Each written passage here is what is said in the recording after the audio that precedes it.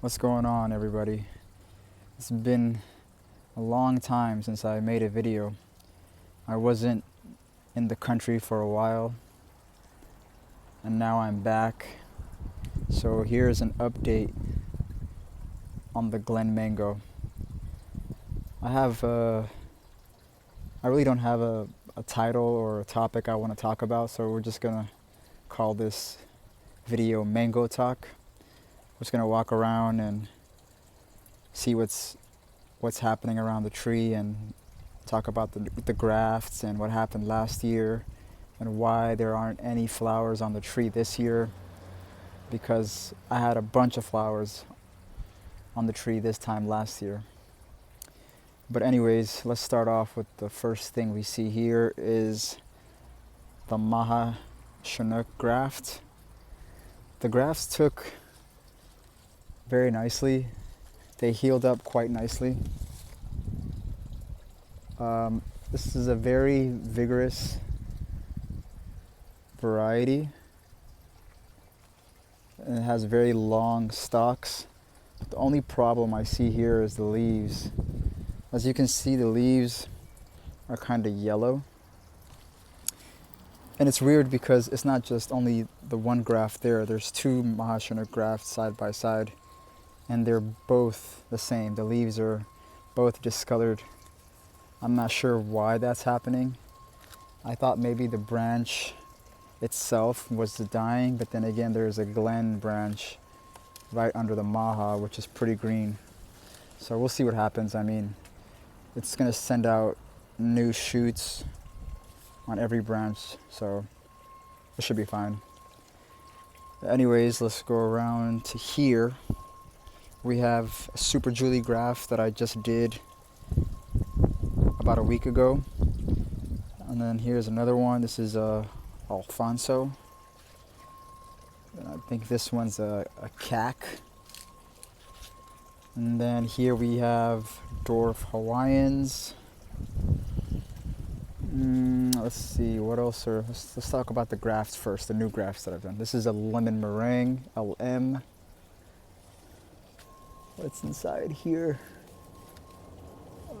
This is another peach cobbler graft that I did, because I already have one peach cobbler graft that I did last year. So this is a peach cobbler. If you guys can see that, bro. The peach cobbler I did last year is right here. As you can see, it healed up quite nice. The graft is very healthy. It's growing nicely. Multi-branched out already. And it's holding on to one fruit. And it's cool because this thing flowered twice by itself. I didn't have to induce a bloom by removing the first ones. And it held fruit. I don't know if I'm gonna let that hold, but we'll see. Here's another lemon meringue graft. Let's walk around to the other side. That's another cac up there. Here we have another Super Julie, a veneer graft. It's also an orange sherbet. This is another dwarf Hawaiian. And then here's a fruit punch graft. See, I have one graft that took last year, fruit punch. And I kind of wanted this whole area to be a fruit punch, so I added one here, and then the one that's already taken. It's pretty cool. Fruit punch is supposed to be a great tasting mango, so I'm excited for that. Let's see what else. Oh, check out this side of the tree. See how bushy that is? I'm gonna have to prune it somewhere inside so it can get airflow. Otherwise, I don't know if you know what I mean, if it'll get worse, like the powdery mildew would get worse. So, but everything looks pretty good. And then over here, we have another Super Julie. This is another dwarf Hawaiian. And that's all for the grafts that I did last week. I have some more scions coming in a couple days, so we'll be grafting those. I just mulched the floor with cedar mulch. I fertilized this tree I think a couple days ago with potassium and phosphorus. I don't fertilize with any nitrogen. I think the tree has enough nitrogen, and whatever I throw down there, and, you know, the compost and everything, it should just it should keep the tree healthy. I am having a little bit of problems with powdery mildew on the new growth, as you can see here, over there, and then see that right there.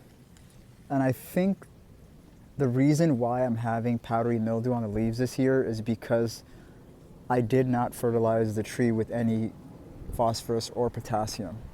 Last year when I fertilized the tree heavily with both of those, the tree was doing very well, so I think it was able to fight against the powdery mildew, and I'll talk more in detail about that. If the tree is healthy and it's getting all the nutrients it needs, even with powdery mildew, this tree can set fruit. That's what I realized last year. Even though some of those fruitlets were nubbins, it was able to produce fruit on the first bloom. And as you can see here, this year, there are no nubbins. There are no fruits on the tree because I didn't fertilize it. I have fertilized the tree 2 years in a row, and last year I didn't pre-bloom. So there are no fruitlets. Even if they're nubbins, there are no fruitlets whatsoever. So that's something, to check up on, or to look at, following in a couple of years, to see how much of a difference the fertilizers do make. Okay, let's talk about some of the grafts that have taken. I've already discussed the fruit punch. Let's see here. That right there is a sweet tart seedling that I got from AJ. Shout out to AJ. He grew that tree from seed, and it looks very good. I mean, I'm going to show you a comparison of another sweet tart on this side, where this one came from an actual sweet tart tree that wasn't a seedling. And this graft is about 1.5 years old, so you see how it's kind of struggling. I don't know if that's because that one's a seedling and this one's from an actual tree, but I don't know. Just something cool to observe. What else? Oh, we do have a few blooms here. I just sprayed them with sulfur about 4 or 5 days ago, before the blooms opened. And I think maybe I might get some fruit off of this. It looks pretty clean. We already talked about the Maha Chinook grafts. Oh, and here I have an M4. It bloomed, so I'll have no vegetative growth on this, but hopefully we'll get some vegetative growth in a month or so. And then I have another graft in here somewhere, right here. This is a honey kiss. I have officially 3 honey kisses on this tree. That's the first one. And then this is the second one. I mean, look at these leaves. This is another honey kiss. And then, and then there's another graft down here, as you guys can see, and I have no idea what this is. Label your grafts, folks. I just bought some tags and I'm about to start labeling all of them right now, because now I have about 2-3 grafts on this tree and on the carry that I don't know what they are. Like this one, and then there's one over here. There's this graft right here. It took very nicely, it healed up quite nicely, looks great. It's about to push out new growth, and I have no idea what this is. I mean, it could be between 2 or 3 varieties. Probably lemon zest, orange sherbet, or pickering. But I did them in such a hurry right before I left the country, so I forgot which scions I had on me at that time. But I could probably just go back in the videos and see which ones they were, but I've narrowed them down to about 3 varieties. And then here's another honey kiss. This was a veneer graft. It healed up really nicely.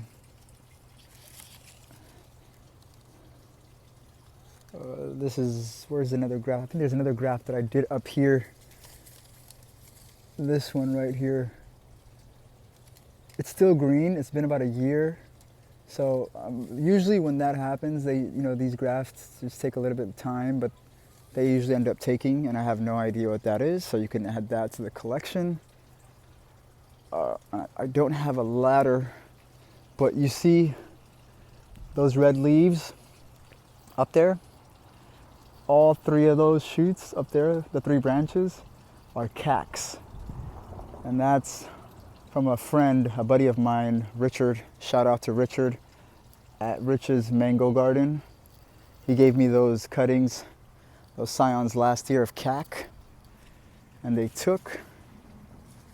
And then I have one orange sherbet down here. Look at that. Let's get in there. All right, that's the orange sherbet. It has 2 branches, so it looks pretty awesome. And let's get a better view of this. I want to talk about this orange sherbet cutting. You see this orange sherbet was grafted 2 years ago, and it stayed green on the tree for about a year and 6 months until it finally sprouted. So don't give up on your scions, folks. If they're green and they're still on the tree, don't touch them. Just leave them alone and check it out. Orange sherbet. And this was a scion from Florida. I had about 3 orange sherbet scions and only one of them took. So I'm very happy to have orange sherbet because it's supposed to be a very good variety, a good tasting variety. Orange sherbet, guys. Oh, see, like this one. So I grafted this one also last year, this scion. Still green, right? Still green, and it looks like it could be, let me see if I can get it to focus. It looks like it could be about to pop. I'm not really sure, but I'm not gonna touch it. And also you can add that to the list of scions that I don't have the name for. But other than that, the tree is looking great. Oh, by the way, you see these sticks down here? All these sticks. I'm using it to push the tree upwards. For some reason, this glen, or I'm not sure if it's because it's on turpentine, that the branches kind of grow downwards. I didn't really like that, because then when you have mangoes on them, it just gets worse. So this area is clean now. See that? Yeah. I mean, you guys already know about the carry graft. That was done a while back.